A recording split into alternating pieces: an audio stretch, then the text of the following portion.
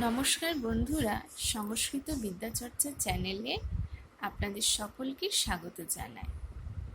আজকে আমি গতদিন কিছু ধাতু এবং তার প্রথম পুরুষের একবচনে লংয়ে কীরকম রূপ হয় সে সম্পর্কে বলেছি।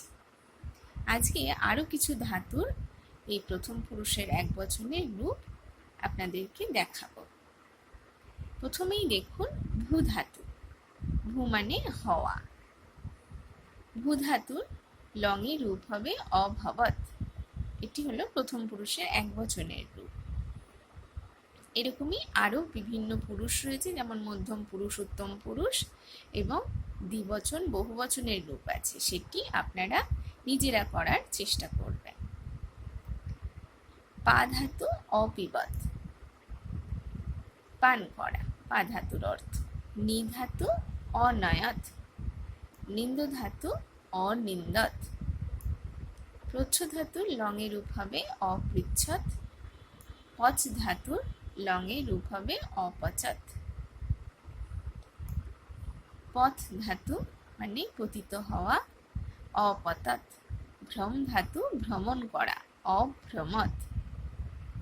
বহ ধাতু অবহৎ মানে বহন করা, বদ ধাতু অবদৎ।